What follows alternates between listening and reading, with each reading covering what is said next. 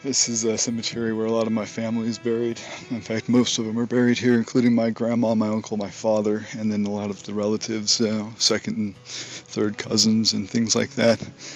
And just came by today to say some peace and to comment on all these people dying here in Utah from prescription drug overdose. This is my little brother, Justin. Justin died at 16 years old. This one's hard for me, but you know, there's some people here that know Justin and know what happened before he passed away. And he had the police going to several of his little friends' houses and asking where Justin was, what he's, you know, where is he at, where can we find him? And you know, 4 or 5 of these friends that he had his parents get a visit from the police. Instead of just calling Justin's parents or going to the school and figuring out how to get in contact with his parents, you know, but they knew his name and they knew how old he was, and there wasn't a big, you know, issue with finding out how to get a hold of Justin. But yet they went to all of his friends' houses instead of just going to the school or doing this discreetly or coming right to us. And then I think it was 7 or 8 months later, we never did find out why. In fact, my mom and my sister called the police. I'm sure my sister would testify to this, and I'm sure some of his friends would also testify to this, that you know, nobody ever knew why the cops were looking for him. We called the police. They never did figure out who was looking for him or why. They thought there was a detective in Springville. He lived in Mapleton at the time. They thought there was a detective in Springville who was doing the investigation on something, but they didn't know what, and they never did get a hold of us to let us know who and what was, you know, the issue. So anyway, 7 or 8 months later, Justin has a prescription now, because, you know, they were probably looking for him because he was smoking weed. He smoked weed like I did when I was a kid, at that age. And anyway, he was probably being investigated for something like that. But you know, when his friends stopped hanging out with him because his friends' parents told their kids they couldn't hang out with my brother anymore after what the cops had done. You know, they were worried that their kids were getting involved in trouble, so they stopped letting Justin hang out. So then Justin didn't have access to marijuana because his friends shut him out. You know, and that's my personal opinion on it. So he got these prescription drugs. My mom got him Zoloft and some other anti-anxiety medication, and he was taking those and getting worse. You know, he was getting more depressed. And then he took some of my dad's Lortabs and a couple of those other pills, and he killed himself with them. And you know, one of the side effects of these prescription antidepressants is potential of suicide. And it says, you know, if you feel thoughts of suicide, call your doctor. But it does say that the potential risk of suicide is greater with, which is stupid because they're supposed to be antidepressants, right? Well, for some people, the risk of suicide or of suicidal thoughts are greater. And anyway, Justin killed himself. I'm of a sound mind to believe that if he still had contact with his friends and he hadn't, you know, lost his friends, first of all, he wouldn't have been as depressed. Secondly, he would have had access to safer medications, you know, pot. And I hate to say it, I'm not a big advocate for teenage usage of marijuana. I would rather it be sold to only 18 and over.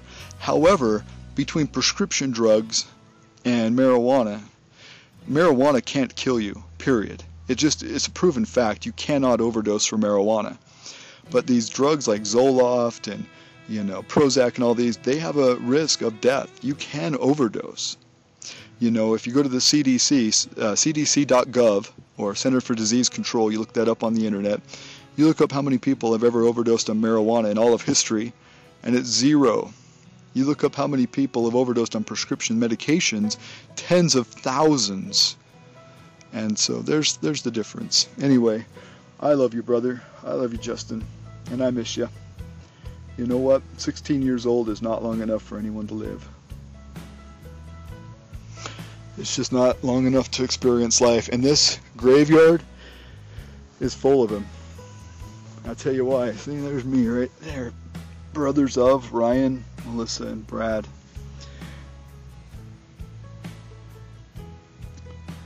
But Utah has a very high teen suicide rate.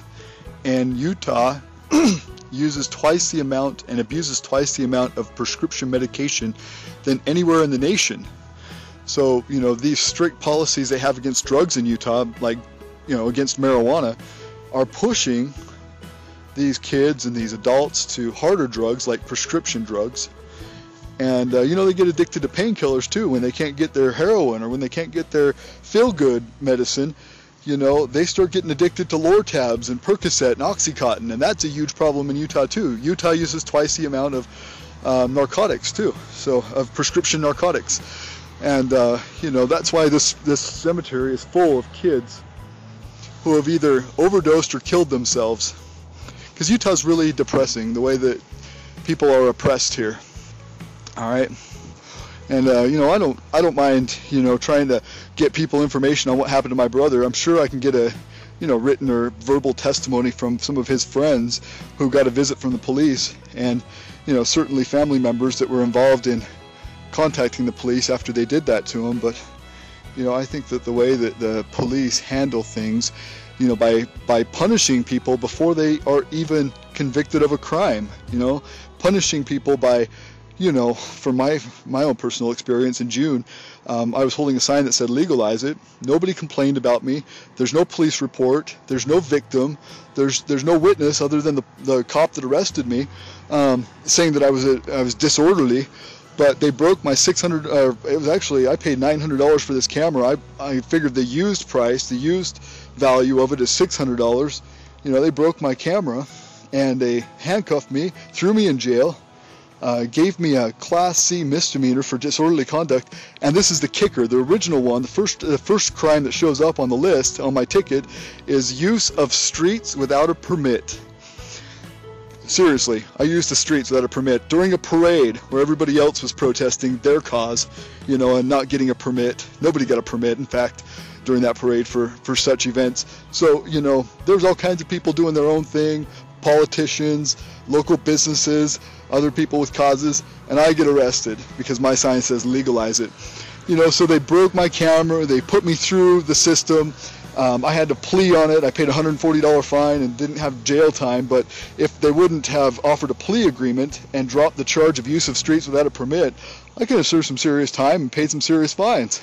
And I did have to hire 2 lawyers, which cost me over $1,000. So they ran me out of money.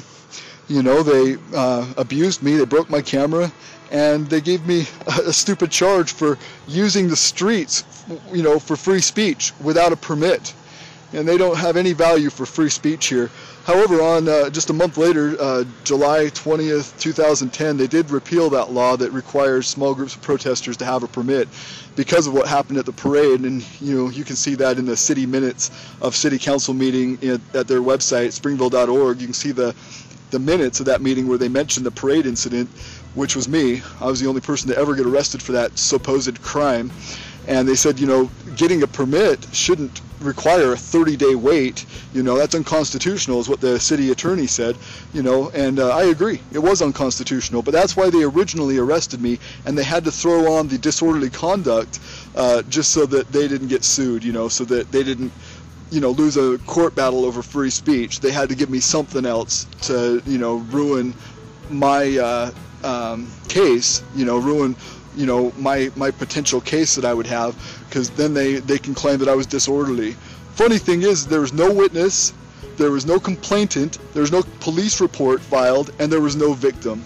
So I think the police need to start worrying about the kids that are ending up in this grave. Nobody should be burying their children, all right? And thanks to police, I think that's part of why they are burying their children. So leave them alone, police, and that's for you.